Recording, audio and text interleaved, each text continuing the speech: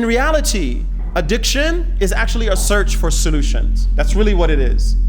So addiction is self-soothing behavior. It's a normal response. It's a normal response to abnormal circumstances. Get this through your mind. Addiction is a normal response. And the truth about it is, we're all addicted to something. Right? Some of it is sugar, which is the number one addiction in the world. Some of it is sugar. Some of it is, television or whatever, Netflix, Hulu, whatever. Right? We all have that thing that we're struggling with, all of us. And so these abnormal circumstances include adverse childhood experiences, trauma, dislocation, or loss. You'll find that people are simply trying to soothe their pain. They're trying to fix their brokenness.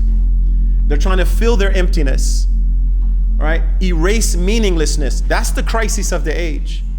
It doesn't matter if a person says that they are a Muslim or not. Many times they don't know what they're supposed to do in life. They don't know. They haven't gotten that far. They haven't figured it out. And so, they're trying to erase that. They're trying to do away with it. They don't want to think about it. So they're using outward means like substances or internet-based addictions, sometimes eating, shopping, gambling, or to relieve stress because they never learned, distress tolerance. How do you deal with really hard circumstances? They haven't learned those things. Or impulse control. They haven't learned those things. All right?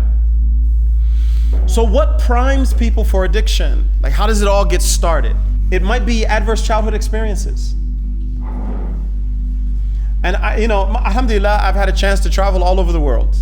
Right? I've been to Southeast Asia, I've been to Pakistan more than once.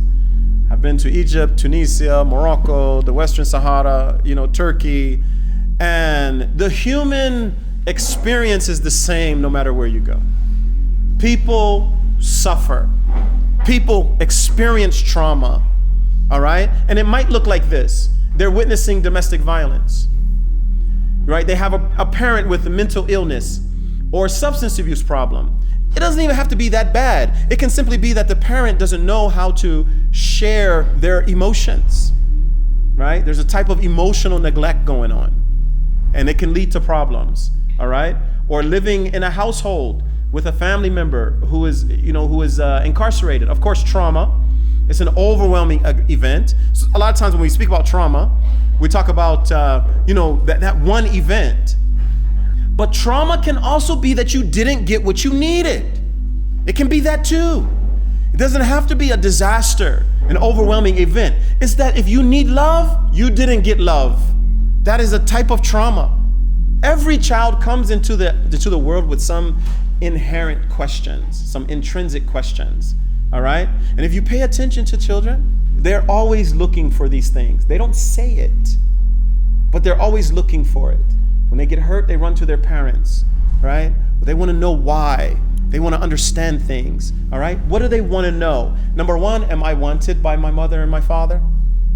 They're going to cry just to see. And if you don't respond, eventually they'll stop crying. And that's a type of trauma. Do I have value? You notice when they do something, they accomplish something, they say, look, mama, Baba, look. And then we all clap. Do I have value? That's really what they're asking you, okay? Do I matter? Can I speak to my parents and they pay attention to me? Can I speak to those who are supposed to love me and they're gonna pay attention to me, respond to me correctly? Am I lovable? Now, in a healthy family, this will be confirmed. This will be confirmed. But in an unhealthy family, it will produce shame in the child. And this is why when the man saw Rasulullah ﷺ kissing the child, and he said, I have 10 children. I haven't kissed one of them. If you listen to the words of Rasulullah ﷺ, he's like exasperated. Like, who would say that? There is nothing in this religion for someone that does not have mercy in their heart. Like he was trying to drive home that point. Like you have to treat children with kindness. You have to prefer them and love them overwhelmingly.